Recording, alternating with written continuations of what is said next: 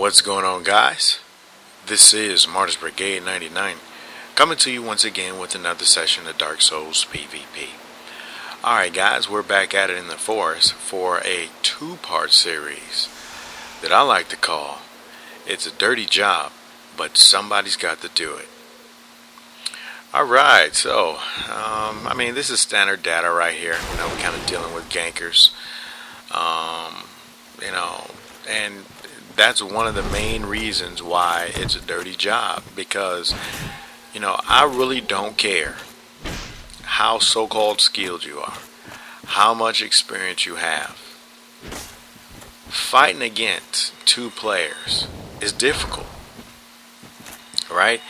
Especially when a lot of these guys on so many different occasions are using that ridiculous dark bead, right? Because think about it, there's so many things you have to account for, to the extent that you are not using divine blessings, right? Because a lot of the honor dudes will have a hissy fit, despite the fact that you're fighting more than one guy, despite the fact that they're chugging flasks, and it's more convenient for them to chug flasks than it is for you to do anything. All the little honor dudes or the inexperienced guys that just make critiques because they rarely find themselves in similar situations, they'll have their little honor dude comments, right? So to the extent that you have to deal with humanity and you're by yourself, I don't care how skilled you are, fighting two guys is pretty difficult. Let's just take some of these things into context. Now, I am not fighting at soul level 100. I'm actually at 130. And for a lot of you guys that are familiar with the Forest Hunting Covenant, there's no upper invasion limit, right? So you could be a level 50 and invade a level 100, right? Or 125. No upper limit, right? And in a lot of these cases, when you're fighting, just think about it. Let's just say each of your opponents has, let's just say, 1,700 vitality. So that's 45 in vitality with the Ring of Favor and Protection. That's 3,400 vitality that you have to get rid of. And also keep in mind that in most cases it's super convenient for the host to go ahead and flask. Because think about it. All the host has to do is just back off, allow his phantom to keep you busy while he's in the background, buzzing himself up with Estus flask. Right? So, I know sometimes I hear these comments and they're saying, oh, look at your performance. First off, I'm not a hotshot, right? My channel focuses more so on commentary than anything. Number two, you guys will notice I do not use any castings, right? I'm not using any Wrath of the Gods. I'm not using any handy dandy super cool moves, with your pyro and everything. I'm going pure weapons and bow. Pure weapons and bow. Right? I'm not using any Tranquil Walk, no Wrath of the Gods, no buffs, no Hornet Ring. Right? So, just check it out. My vitality is being diminished while this guy is just popping off with his Estus flask over and over and over again. So like I said before, I don't care how good you are. I don't care how much of a big shot you are. I don't care how long you've been playing. 2v1 situations are not easy to approach. And actually, this is one of the reasons, because I kind of had a guy leave a comment and say, "Well, how come you're not leaving losses when you're forest hunting? Unlike some of your other videos, will you include losses?" Well, the main reason is because I think losing is almost standard in 2v1 and 3v1 situations. right? So I think it's kind of better to highlight some of the wins because, 2v1s in the forest, in most cases, you're going to run into tons of hornet rings and tons of cast spams, right? I don't know how many times I faced two guys just popping off, dark bead over and over and over and over again. I mean, that's almost standard data. I mean, I don't really see anything particularly interesting with regard to forest hunting about being dark beaded spammed. I mean, really nothing hotshot about that. So that's why, with regard to my forest videos, it's not too often that I'll include my losses. Right? I think since the odds are automatically against me with regard to forest hunting, it's more exciting for the viewers to watch the victories. Now, I will include some losses because there were a few occasions where I lost, but the match was just good. Just good gameplay. I just so happened to lose. And even in some of those... Now, check this out. For some reason, I cannot hit those parries on the second swing with the buckler. For some reason, I just cannot do it. And if you guys notice, I just went on ahead and switched off to my medium shield. The good old heater shield. I used to use the heater shield a lot. But if you guys would notice, and actually I'm kind of going to try to get this guy to come back with his gold tracer. You guys will notice I'll hit that parry off like on the money with the gold tracer. But for some reason, that take one hit and then instantly parry method with the buckler, it's just kind of difficult. And I notice he kind of thinks to himself, okay, well, he can parry the Black Knight Great Axe, but I've got something for him. No, dude. No, you're not going to get it. So, I don't know. I might have to do a little homework with regard to the special parry shields and that, tank one hit and parry the second. But for some reason, I can always hit those gold tracers on the money with the heater shield and some of these other shields, but I always have a problem with the buckler. So you guys might notice in some of these other showcases that I'll go ahead and switch off the shields. Now, some of you guys may say to yourself, like, dude, why are you backing off? Well, you know what? I mean, forest hunting, in my opinion, is kind of a mixed bag. In some cases, I go full hollow mode, wherein I don't care if it's me and another forest hunter. I mean, I'm just going, as they say, balls to the wall. And other occasions, I'll just kind of back off a little bit. I might not be as aggressive. Maybe I enjoy the practice that I'm getting, right? Because in some of these situations, I don't necessarily take it serious all the time. Mainly because I see some of it as good practice. Just like right now. I'm sure you guys notice that even though it was one-handed, I can hit those parries all the time with those smaller shields. Right? Some of these situations are good practice in my personal opinion. May it be a so-called noob, a perceived noob, or may it be an experienced player. So, I mean, I've read some of you guys say, dude, why don't you punish the Estus Flask? This guy is obviously an inexperienced player, relatively speaking. He's obviously, in my personal opinion, I mean, he's just spamming attacks. So he's obviously, inexperienced. When I compare him to myself. So, I mean, do I really think it's a big deal that he's flasking? Am I always out for punishing flaskers? It's not that deep all the time. Now, in some cases, yeah. Because, there's some instances where you're fighting gankers and those guys have experience. Now, just because I say they have experience, I'm not saying they're all, that they're some of the top level PvPers. But at the same time, you can obviously tell that some gankers are more organized than other gankers. Right? So in some instances, I will hurry up and punish a flask. But in other cases, it's like, come on, dude. I mean, that guy is obviously new. I don't really care. Right? And that's in a lot of invasions. May it be the Berg, may it be here in the forest. Sometimes you would run into somebody, case in point.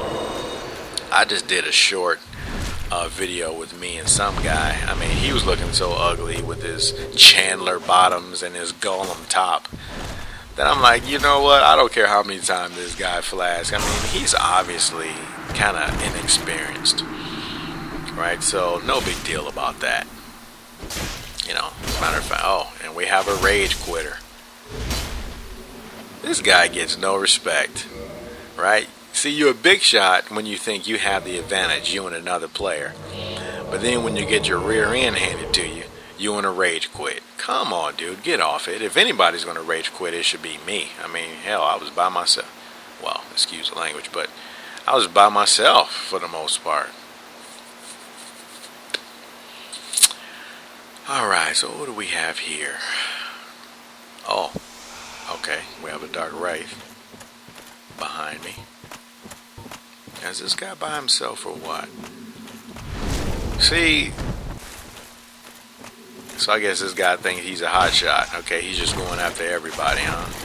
Well, guess what, dude? I'm protecting the forest. Dang, I got him on forest. You want to come BS me? Okay, I got something for you, Chief. So let me just go ahead and tighten this guy up.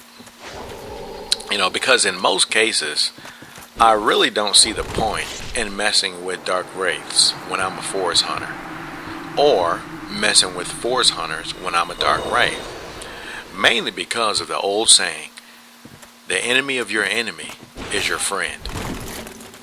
Right? So in other words, the forest hunters are going for kills and for rankings in the covenant. Dark wraiths are going for humanity, and some kind of go after souls. So if we both can benefit, for a lot of you new guys, what's the point in attacking each other? Right? What's really the point in attacking each other? I really don't get it. So that's a little lesson for a lot of you guys that think you're kind of hot-shotting on the dark wraiths, but you don't understand that you both can stand to benefit from going after the host and his ridiculous phantom. Alright, nice parry right there. I kind of saw that coming. So you can take that, dude, with your Havel leggings, armor of thorns, and giant gauntlets. Alright, shiny 974. Let's see what this guy's going to bring to the table. What do we have here? Okay, so it looks like we have a claymore. Go ahead and take some of these arrows, dude, with your mask of the child. Come on, dude. Take an arrow to the face. Take an arrow to the face. Be a little more strategic with that fire tempest. Right? I never understood dudes that'll kind of stand 20 yards away from you and then cast the fire tempest. It's like, come on, dude. I mean, if you're going to be a little effective, try to stand a little close, kind of try to catch me off guard or something. That was kind of ridiculous. Alright, so what do we have here? Black Knight Great Axe. And I think I fought this guy, and actually I did. And actually, this is the guy that I was messing around with the gold tracer. So that's why I'm not going to go ahead and gangbang this guy. I mean, you know, like I said before, he's obviously kind of inexperienced, relatively speaking. You know, I fought him on a number of occasions in the past. So, you know, is it all about just going in for the win right now? Not really. So I'll go ahead and leave the poor lad alone. Let him fight his battles, right? And as a matter of fact, I might benefit if the Dark Wraith can be successful at ending his life. So I'll just go ahead and back off. It's not that deep. And actually, that Dark Wraith is having a hard time with that with that high-speed gold tracer.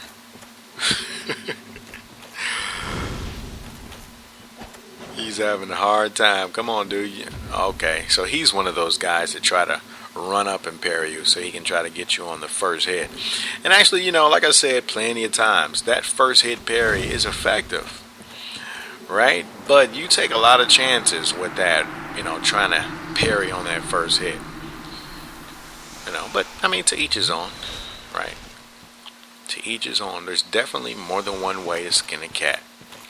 Now, let's see if this guy is going to learn a little something from the previous two encounters. Okay, so he has learned something. He's not going to be spamming. You guys notice that? He went from the spamming attacks in the previous two matches to the kind of hit and run type of tactic, which is good, but at the same time, whenever you're kind of dealing with one of those bleeding weapons, it kind of defeats the purpose, right? Because especially with the gold tracer, you kind of want to spam attacks. Now, of course, a lot of things are conditional, and based upon this situation, I'm sure he knows by now that spamming attacks won't work, right? But it does work on a lot of other occasions, right? Because keep in mind, I mean, he was almost beating the crap out of the dark rat. Well, actually, he didn't almost beat the crap out of him. He did beat the crap out of him. All right, sorry, dude.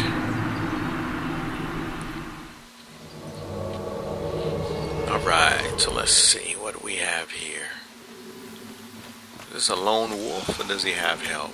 Okay, so he's going in for a BS. But come on, dude. That spamming R1 doesn't always work. You might want to switch your tactics up there, champ.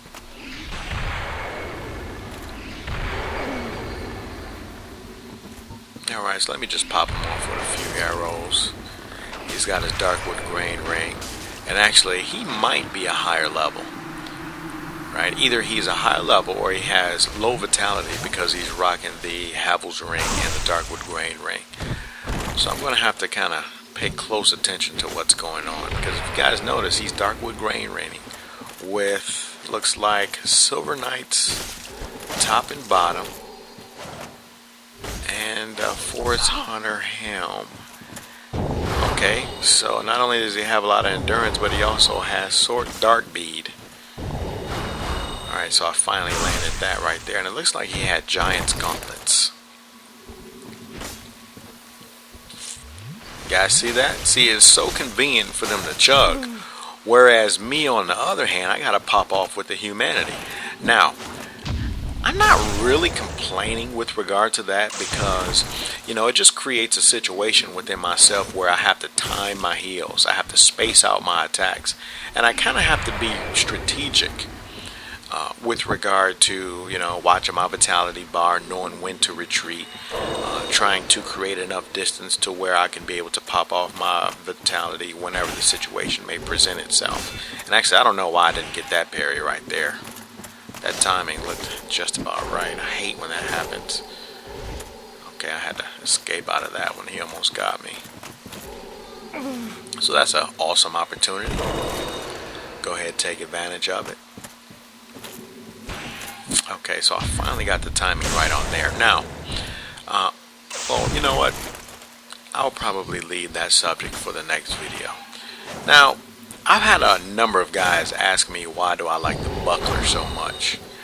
And, you know, since we only have a few short minutes before this video is over, I'll kind of talk about that in part 2 of the series. It's a dirty job, but someone has to do it. Alright, come on, dude. And actually, speaking of special shields, you know, I've had a few guys say, oh, the reason why you use it is because you get so many, you get the large parry window advantage. First off, dude, there's a guy who did a parry video, and actually I'll have to look his name up in part 2 so I can kind of give you the correct reference. But, you know, even though he's not really talking about parries with regard to PvP, I mean, he's another one of those PvE dudes, he does add a little good information at the end of his video with regard to the actual timings. Now, you know, a lot of people, they'll say, oh, it has a larger frame or larger windows. And when you hear the word larger, you know, in your brain, it kind of translates to significant, right? But even though the windows are larger, I mean, we're talking fractions of a second. And actually, the video that I'm talking about kind of demonstrates that. It's like tenths of a second. So although it is larger, it's not significantly larger. Well, alright guys, this is the last match of part 1 of the series, so stay tuned for part 2. Martyrs Brigade is